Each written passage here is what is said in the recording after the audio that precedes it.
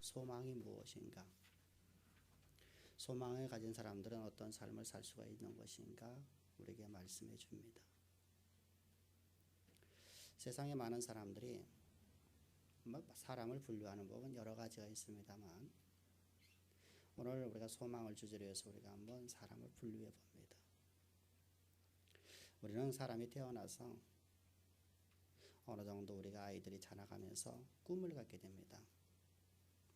희망을 품게 된단 말입니다. 우리가 비전을 갖는다고 하죠. 비전을 향해서 가면서 비전을 끝까지 갖고 가는 사람은 아마 1%도 안 될 겁니다. 자라는 과정 속에서 꿈이 바뀌어집니다. 나이가 지나가면서 10살 지나면 15살이 지나면 20살이 지나면 내가 맨 처음에 가졌던 꿈은 사라져버리고 나는 그저 오늘 하루하루를 그냥 살아가는 한 사람으로서 나는 존재하는 모습들을 보게 됩니다. 그래서 기껏 꿈을 품었다 할지라도 그 꿈이 과거에 내가 꿈을 품었던 그 꿈이 아니라 내 현실에 맞추어서 꿈을 수정을 합니다. 그리고 계속해서 수정해서 또 수정을 나갑니다. 그러다가 환경에서 절망과 역경을 당하면 꿈을 잃어버리고 절망에 빠져서 허우적대다가 모든 걸 포기하는 사람들을 보게 됩니다. 그것이 보편적인 사람들의 삶입니다. 여기에서 조금 더 낯선 사람은 어떤 사람이냐면 나는 내 가족을 위해서 내가 최선의 삶을 살아야겠다. 내 아내를 위해서, 내 자식을 위해서, 내 가정을 위해서 내가 최선의 삶을 살아야겠다. 나는 내 남편을 위해서 최선의 삶을 살아보자 하고 죽기 살기로 아둥바둥하며 살아가는 사람들의 모습이 우리가 보편적으로 말하는 일반 사람들입니다. 그리고 1%가 안 되는 사람들은 아니다. 나는 내가 갖고 있는 꿈을 내가 실현해보자. 그래서 그런 사람들은 특징이 긍정적인 마인드를 갖게 됩니다. 내가 긍정적인 생각을 갖고 내가 긍정적인 말을 하면서 내가 한번 내 꿈을 한번 펼쳐보자. 그래서 꿈을 향해서 최선의 삶을 살아갑니다. 그래서 우리가 상위 1%의 사람들이 만들어지는 모습을 보게 됩니다. 근데 과연 기독교는 이런 것인가? 기독교가 바로 이러한 것이 기독교인가 하는 겁니다. 세상에 살아가는 방식이 교회의 모습이냐 이것입니다. 성도들의 모습이냐 이것입니다. 근데 우리는 그런 삶을 살아가려고 하고 있어요. 세상 사람과 똑같은 방식으로 세상 사람들의 그 모습을 따라가려고 해요. 나는 기독교인이면서 나는 모태신앙이라 말하면서 난 그 길을 간단 말이죠. 세상과 구별된 우리가 세상에 오히려 합해 살아간다는 우리의 모습을 보면서 주님은 얼마나 한탄하실까. 내가 너희를 구원한 것이 바로 그거밖에 안 되겠니? 라고 주님은 말씀하지 않으실까. 한번 깊이 한번 묵상해 봅시다. 우리 인생을 이끌어가는 힘이 무엇입니까? 긍정적인 마인드입니까? 한마디로 내가 낙천적으로 생각하고 긍정적으로 내가 좋은 말을 하면 내 인생에 좋은 일이 있을 거야. 아마 그 일이 이루어질 거야 하는 그러한 막연한 바람을 갖고 살아가는 것이 인생이냐 이것입니다. 하나님의 태초에 사람을 지었을 적에 그런 인생으로 지어진 존재가 아니죠. 사람은 보이는 것으로 살아가는 존재가 아니라 여호와의 입에서 나오는 말씀으로 살아가는 존재를 하나님 우리를 지으셨어요. 그런데도 불구하고 우리는 세상 사람들처럼 살아가기를 원해요. 남들 다 그렇게 사는데요, 목사님. 그럼 남들 다 지옥 가는데 따라가야 되죠. 여러분들 기독교인이 아닌 세상 사람이 더 많지 않습니까? 민주주의 하자는 것입니까? 교회가? 남들이 그렇게 하니까 우리도 그렇게 하자는 것입니까? 그건 아니지 않습니까? 오늘 말씀을 들으시고 우리가 신앙을 바르게 잡고 우리 아버지 하나님 말씀에 우리 의지해서 하나님 말씀이 역사의 무대 가운데 이루어지는 우리 모두가 되기를 주의 축복합니다. 할렐루야.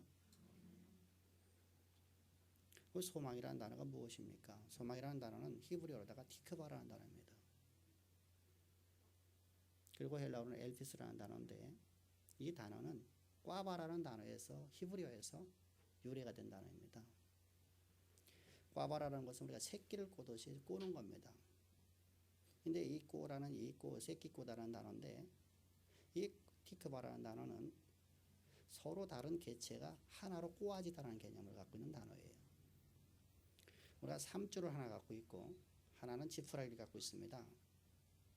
지푸라기와 3이 하나가 만나서 꼬아지면 노끈이라고 하는 겁니다. 바로 이런 얘기를 하는 거예요. 하나님과 우리가 하나가 되어지는 것이 바로 우리 소망이에요. 하나님은 바로 말씀이시고 그 말씀은 곧 우리 하나님이십니다. 아멘. 따라서 우리가 하나님 말씀과 내가 하나가 되어지는 것이 바로 티크바라는 단어, 엘피스라는 단어입니다. 다시 말씀해 우리가 사람이 떡으로 살아가는 존재가 아니라 눈에 보이는 거 살아가는 존재가 아니라 여호와의 입에서 나오는 말씀으로 살아가는 존재라는 것입니다. 그것이 바로 소망이라는 거예요. 여기에 모세라는 한 인생이 있습니다. 모세라는 인생은 여러분 우리가 잘 알고 있듯이 그 나이 40에 그는 바로의 공주의 아들이었어요. 하셉스트의 아들이라는 것은 당시의 여황제입니다. 어느 정도의 그 갖고 있는 권력이 컸냐? 고대 근동을 통일시킨 사람입니다. 저 아프리카로부터 시작해서 근동 지역의 애굽의 지배권에 있는 시대입니다. 아주 뛰어난 여황제입니다. 그 여황제에게 아들이 없어요. 아들이요. 그에게는 투트모스 2세라는 아들이 있긴 있었습니다만 그 아들은 자기의 오빠, 자기의 남동생에게서 남동생이 첩을 통해서 낳은 아들이지 자기에게 낳은 아들이 아니에요. 근데 자기가 어려서부터 갖다 길러는 아들이 있었는데 바로 모세에 있었어요. 그래서 모세는 다음 대권을 가진 사람이에요. 다음 대권을 가졌어요. 그는 고대 근동을 다스리는 자로서 이제 앞으로다가 그는 살아갈 수밖에 없게끔 지어진 존재입니다. 근데 그가 이렇게 살아오다가 나이 40에 하나님의 백성들, 내 백성들을 돌아볼 마음이 생겨서 바로의 공주의 아들이라는 걸 거절하고 그는 그 백성들과 함께 고난받기를 지려고 해서 그는 하나님 나라 일을 하기 위해서 나의 모든 기득권을 버렸습니다. 이 정도면 여러분들 대단한 신앙 아닙니까? 하나님 나라의 일을 하기 위해서 하나님 백성과 함께 고난받기를 위해서 나는 내가 갖고 있는 모든 권력을 버렸어요. 물질을 버렸어요. 내 모든 걸 다 포기했단 말입니다. 이 정도 되면 여러분 하나님께서 야, 너 참 착하다. 내가 너를 내가 들었으리라 말씀하실 거 아닙니까? 하나님께 그를 들어 쓰셔야지 당연한 거 아니겠습니까? 그런데 하나님께서는 그를 들어 쓰지 않으셔요. 그를 내버려 버렸어요. 내버려 두세요. 그가 여러분들은 왜 그렇게 됐을까요? 그는 분명히 아버지 나라 일을 위해서 그가 분연히 일어섰는데 왜 그렇게 됐을까요? 여러분 그는 하나님 나라 일을 하고 있지만 어떤 일을 할지를 모른다는 거예요. 내가 하나님 나라 일을 하고는 싶었는데 하려고 내가 모든 걸 내가 포기했어요. 그런데 내가 막상 내가 일을 벌려놓고 나서 보니까 어떤 일을 할지를 모르겠어요. 하나님께서 나를 통해서 이루실 하나님의 계획하심을 알지 못함으로 말해서 그는 덜썩 주저앉게 됩니다. 그리고 광야 40년의 생활을 지나갑니다. 모든 걸 다 포기할 수밖에 없었고 모든 걸 다 이제 끝장이다. 덜썩 주저앉아서 자기의 신세한탄을 하고 있는 그런 인생에게 어느 날 주님이 찾아오셨어요. 그 나이가 80입니다. 주님이 찾아오셔서 그를 부르셨을 때 그가 이렇게 말합니다. 하나님, 내가 누구간데 하나님 나를 부르셔서 나로 하여금 하나님 일을 맡기려고 합니까? 이게 무슨 말이냐면 이런 말이에요. 하나님, 내 나이 40에 하나님의 일을 하려고 내가 분연히 일었을 적에 하나님 나를 모른 채 하시더니 왜 이제 차오죠 나보고 하라십니까? 내 나이가 몇 살입니까? 인생의 황혼역 아닙니까? 내 인생을 정리할 이 나이에 내가 뭘 하겠습니까? 내가 뭘 할 수 있겠습니까? 그러니까 쓰실 만한 자를 쓰소서. 젊은 사람, 능력 있는 사람, 권력을 가진 사람, 물질을 가진 사람을 들어 쓰십시오. 이렇게 말해요. 그래서 여러분들 그렇게 향해서 말합니다. 아니다. 내가 너로 하여금 태초부터 계획한 바가 있는데 그 계획한 바가 바로 이것이다. 네가 이 땅에 오기 이전부터 네가 이 땅에 어미의 뱃속에서 네 아버지로부터 너희가 생겨나기 이전부터 내가 너를 향한 계획감이 있었는데 그 계획감은 내가 너로 하여금 내 백성 이스라엘을 애굽의 종살이에서 구원하는 구원자 삼으리라. 할렐루야. 이게 하나님의 계획이었다는 겁니다. 태초 이전부터 나의 계획함을 너를 통해서 내가 반드시 해주시겠다. 나는 포기했는데 나는 할 수 없다고 생각했는데 나는 좌절하고 있는데 하나님의 계획하심은 오늘도 우리가 보이지 않는 곳에 일을 하고 계시더라 이것입니다. 할렐루야. 사랑하는 성도님들, 하나님은 우리를 통해서 하나님의 일을 이루시려고 오늘도 일하고 계신 하나님을 볼 수 있기를 주의 축복합니다. 하나님은 계속 우리에게 태초 이전부터 나를 통해서 이 땅에서 이루실 일을 이루시려고 나에게 계획감을 갖고 이 땅에 나를 보내셨고 나를 구속하신 것입니다. 그래서 우리의 소망이라는 것은 분명하게 예수 그리스도이십니다. 우리가 앞에서부터 말씀을 이어내오면서 3장 21절부터 시작해서 우리 하나님의 백성으로 구원받은 백성들의 삶 속에서 범죄를 했을 적에 하나님의 기준에서 벗어나는 일들을 했을 적에 내버려 두면 우리 인생이 죄의식에 사로잡혀서 하나님께서 떨어질 경우에 하나님께서는 예수의 피로써 우리의 모든 죄를 사하시는 하나님의 제사법을 주셨습니다. 이게 복음입니다. 그런데 많은 사람들이 자신의 노력으로서 내가 이 정도 하니까 나는 구원받았다고 초대교회로부터 시작해서 지금까지 많은 사람들이 생각을 합니다. 그래서 아브라함을 통해서 아브라함을 예화로 들어서 아브라함이 구원받은 것이 아브라함이 아들을 낳은 것이 그의 행위로냐? 아니다. 전적인 하나님의 은혜가 아니냐? 바로 뭐냐? 너의 모습에 네가 오늘 이렇게 행해서 네가 구원받은 것이 아니라 하나님께서 너에게 하나님 말씀하신 그 말씀이 네 삶 가운데 이루셨다는 겁니다. 할렐루야. 그래서 우리가 그 말씀을 온전히 믿으라. 이렇게 말씀하는 겁니다. 그리고 나서 곧바로 이어서 소망이 나오는데 소망이라는 것은 바로 예수의 뜻입니다. 나를 위해서 하늘 영광 다 버리고 이 땅에 오셔서 나를 하나님의 자녀로 삼기 위해서 십자가에서 피 흘려 죽기까지 나를 사랑하신 하나님의 그 무한한 사랑입니다. 그런데 문제는 나를 구원하신 것이 인생의 하나님의 계획이었다고 하면 내가 구원받는가 동시에 나는 천국으로 들려가야 되는 거예요. 우리 이 땅에 파송할 필요가 없어요. 여러분 이 땅이 아무리 싸운들 아버지 나라보다 더 좋겠습니까? 이 땅이 여러분들 아무리 아름다운 줄 아버지 나라보다 아름답겠습니까? 세계 여러분들 가장 유명한 곳 아무리 아름다운 가서 아무리 아름다운 꽃을 보고 아름다운 환경을 보고 아름다운 자연을 본다 할지라도 아버지 나라보다 좋을 게 어디 있겠습니까? 근데 우리를 갖다 하나님께 이 땅에 파송해 놓으셨어요. 무슨 말입니까? 하나님께서 우리를 통해서 하실 일이 있다는 겁니다. 우리를 구원하셨으면 우리로 하여금 하나님께서 이 땅에서 무엇인가 하실 일이 있다는 거예요. 그 하실 일이 바로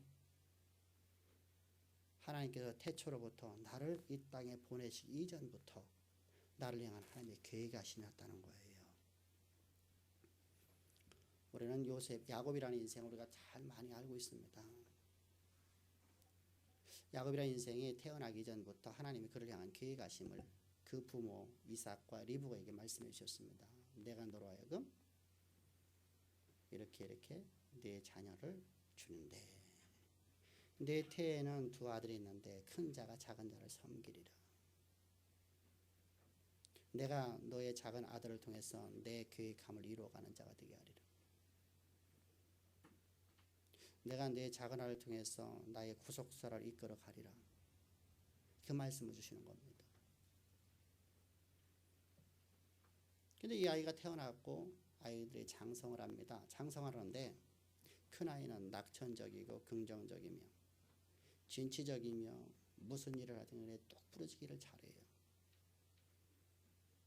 근데 작은 아들은 소극적이고 소심하고, 근데 딱 하나 하는 건 뭐냐면 아버지 하나님을 사랑하고 하나님을 말씀을 믿고 살아간다는 것뿐입니다.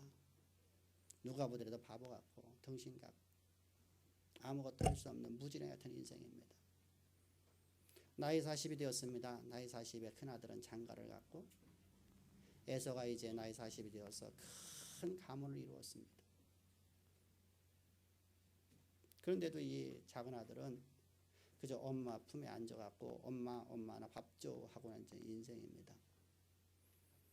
어느덧 시간이 흘러갑니다. 누가 보더라도 그를 통해서 야곱을 통해서 하나님의 계획하심을 이루어질 것 같지 않습니다. 그때 나이가 아버지 나이가 140이 넘어서 이제 아들에게 축복을 해주셨습니다. 그래서 나이 많이 먹은 80이 넘은 큰아들을 향해서 말합니다. 내가 오늘 너를 축복을 해요. 내가 이제 죽겠다. 그래서 야곱을 에서에게 장자권, 다시 말하면 제사함권, 하나님의 구속사를 넘겨주려고 축복을 해주고 있습니다. 근데 그 말을 듣고 있는 리브가 가만히 보니까 이건 하나님의 계획하심이 아니에요.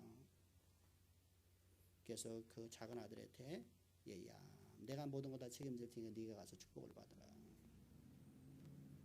그리고 여러분 그 몸에다가 염소털을 갖다 입혔어요.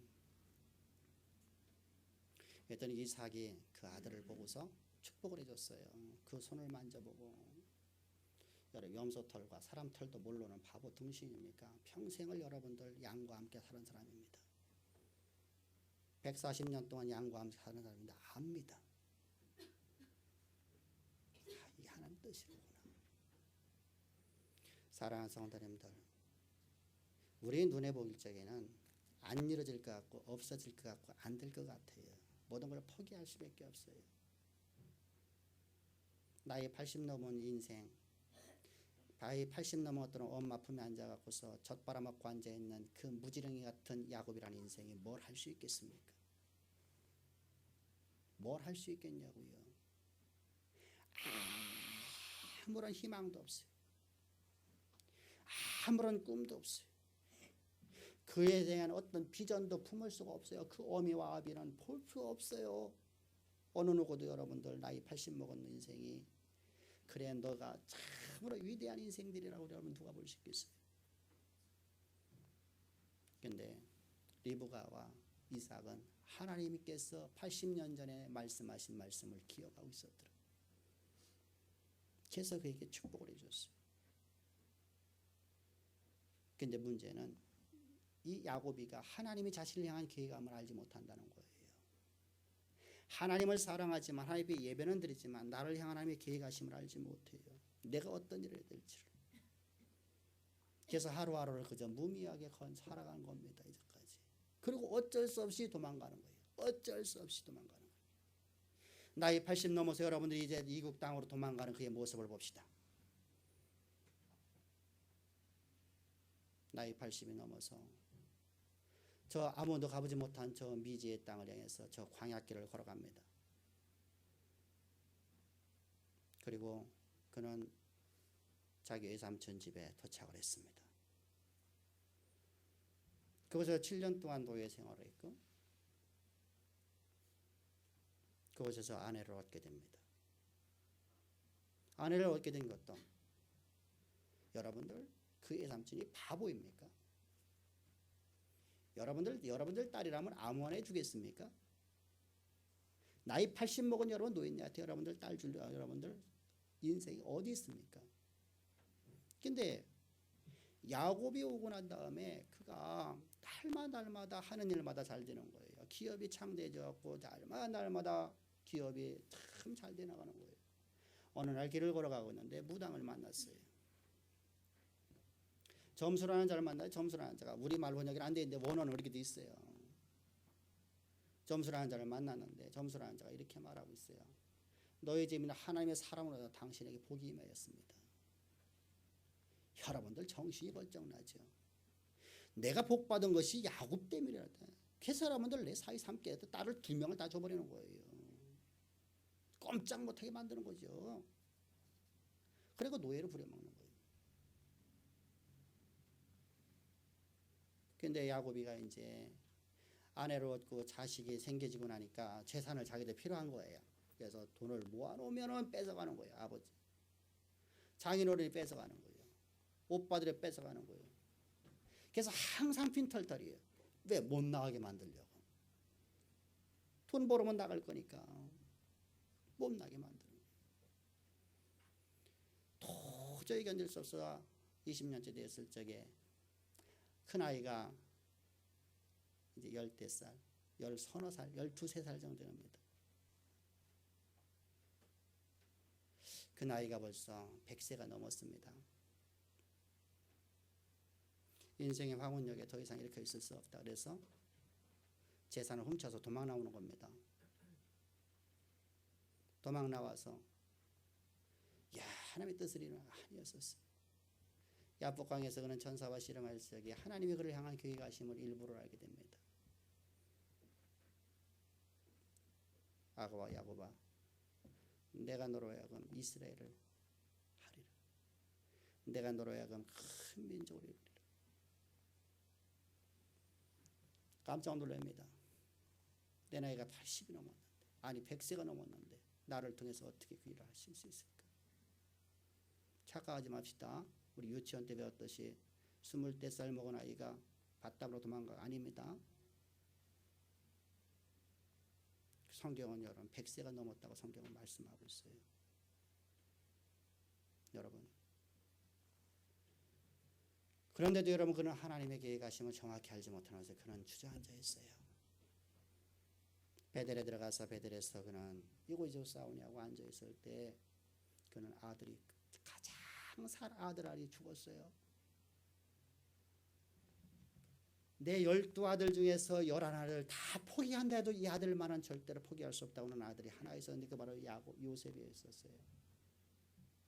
내가 가장 사랑하는 여인, 내가 그 여인 때문에 내가 이제까지 모든 걸 참고 왔던 그 여인, 그 여인에게서 낳은 아들이 바로 요셉이에요. 아들이 죽었어요. 여러분 우리는 성경을 다 봤으니까 그는 살아있지만 야곱 입장에 죽었잖아요.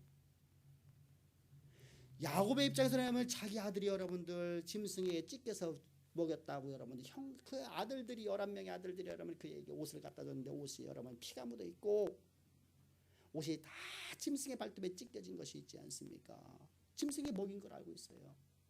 어마어마한 고난 아닙니까? 모든 걸 좌절하고 포기할 수밖에 없는 상황 아닙니까?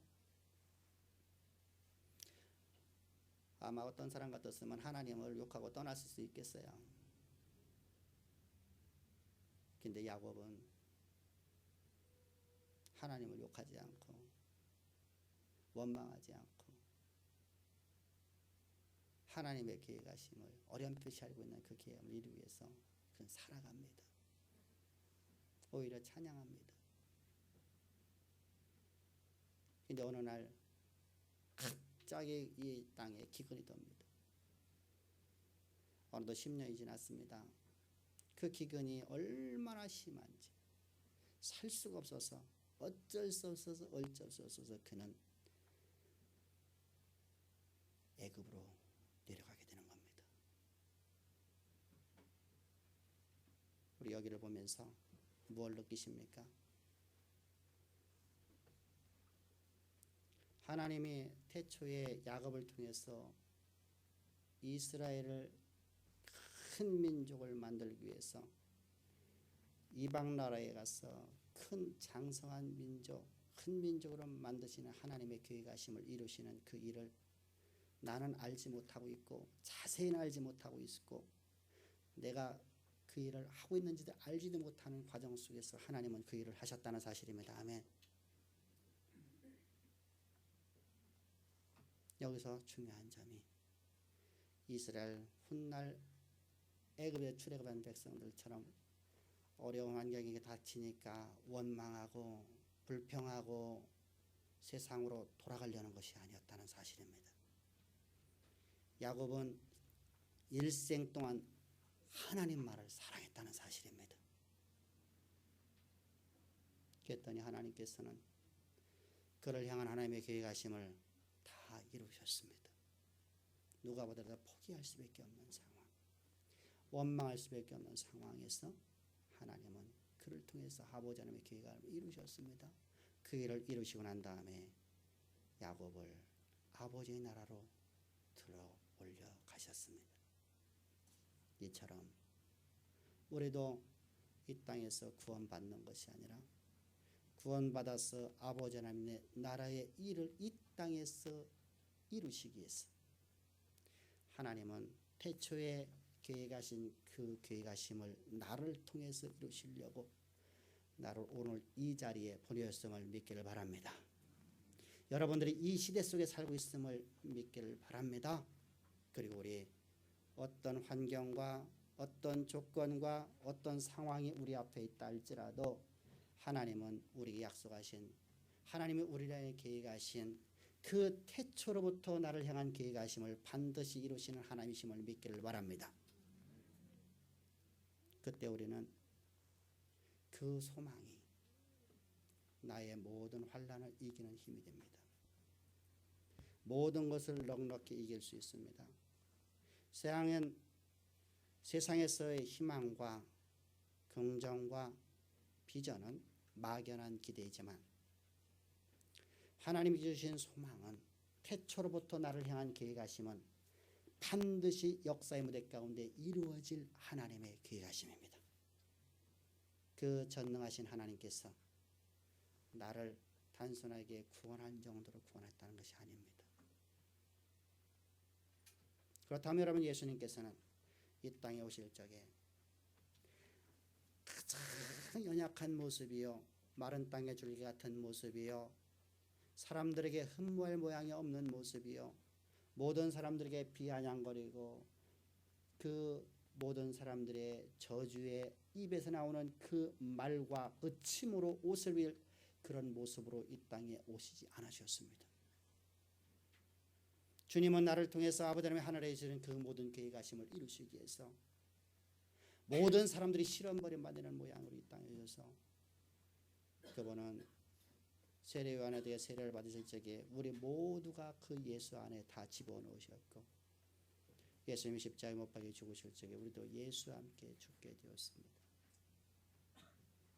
예수님께서 부활하실 적에 우리는 새로운 피조물 하나님의 자녀로 우리를 거듭나게 하셔서 이 땅의 역사의 무대 가운데 파송해 놓으셨는데, 문제는 이 땅의 역사의 무대 가운데는 우리는 오늘도 하나님의 일을 대적하는 삶을 살 수밖에 없다는 것이 하나님은 너무나 잘 아시기에 예수님이 십자가에서 창의 옆구리에 찔러 그 물과 피를 다 쏟으셨더라. 그 보혈로, 그 번제단을, 그 십자가를 덮친 그 보혈로 내가 오늘도 하나님을 대적하는 모든 범죄들, 하나님의 기준에 벗어나는 모든 범죄들을 다 사하시고 아버지 하나님의 그 태초 이전부터 나를 향한 계획하심을 이 땅 역사에 반드시 이루시는 약속의 말씀을 주시며 오늘도 내가 너를 이렇게 이끌어가니 너희는 기뻐하라, 즐거워하라 말씀하시는 겁니다. 그래서 우리는 환난 중에도 기뻐할 수 있는 겁니다. 우리 3절 다 같이 보겠습니다. 시작. 다만 이뿐 아니라 우리가 환난 중에도 즐거워하나니 이는 환난이 인내를. 바로 이래서 주님께서는 우리에게 너희는 내가 너에게 준 소망을 반드시 이루시는 하나님, 아브라함이 절망 중에 아브라함이 모든 것을 포기할 수밖에 없는 자기 몸이 죽은 걸 알고도 그가 약속의 말씀을 의심치 않으며 그 말씀이 반드시 이루어질 걸 믿음으로 말면서 그의 인생 가운데 아들이 생겼던 것처럼 나도 너에게 반드시 일을 하리라. 아멘. 그래서 우리는 여러분들 하나님 말씀 앞에 우리가 찬양과 경배를 돌리는 겁니다. 사랑하는 성도님들, 우리 믿음의 선진들은 모두가 다 이처럼 환난과 역경 중에서 이길 수 있었던 그 모든 비결들이 우리에게 향한 하나님의 계획하심이었습니다. 저는 또한 이제까지 우리가 교회가 14년 동안 여러분들에게 동일하게 하나님이 여러분들 각자를 향한 계획하심을 전해왔습니다.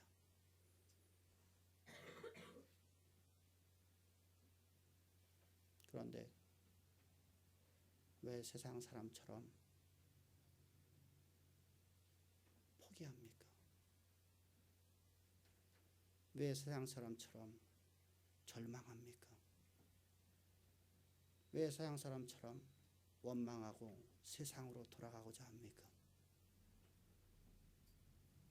세상의 사람들의 모습이 우리에게 나타나면 안 됩니다. 이 소망을 알지 못하면서도 그저 종교적으로 다 교회를 다니는 사람들도 찬양하며 환난 속에서 즐거워하는데, 하나님 나를 향한 계획하심이 뭔지도 모르고 그저 그냥 하루하루를 그냥 살아가는 일반 사람들처럼 살아가는데, 아무런 소망도 없이 나는 내 가족과 내 아들과 내 남편과 내 아내와 내 자식만을 위해서 살아가는 사람들도 즐거워하며 행복하며 기뻐하며 춤을 추며 가는데, 왜 하나님의 소망을 보면 우리는 넘어집니까? 우리 야곱처럼 모세처럼 우리 하나님 말씀만 의지하며 나가십시다. 할렐루야. 아브라함처럼 나를 향한 하나님의 계획하심만을 바라보면서 그 말씀이 반드시 이루시는 언약의 하나님, 약속을 반드시 지키시는 나의 구주 예수 그리스도를 믿음으로 여러분들이 삶 속에서 항상 승리하는 삶을 살기를 주의 축복합니다. 이것이야말로 가장 행복한 삶이에요. 가장 복된 축복된 삶입니다. 여러분들의 이 삶이 여러분들 딸, 여러분들의 기업일 것, 여러분들에게 보내주신 그 직장에서의 삶이 되기를 주의 축복합니다. 기도드리겠습니다. 좋으신 아버지 하나님, 감사합니다. 오늘도 주님 우리를 이처럼 사랑하셔서 생명의 말씀을 주시니 감사합니다. 단순하게 하나님 말씀이 이루어지는 게 아니라 하나님께서는 우리에게 태초로부터 계획하신 바를 반드시 이루시는 하나님이라고 말씀 주셨습니다. 이 말씀 우리를 온전히 사로잡아 이끌어갈 수 있도록 오늘 말씀이 우리 심령을 사로잡고 우리를 사로잡음으로 해서 하나님의 영광이 드러나는, 그래서 하나님의 영광을 보고 다 즐거워할 수 있도록 은혜 베풀 줄을 믿사오며 언제나 우리와 함께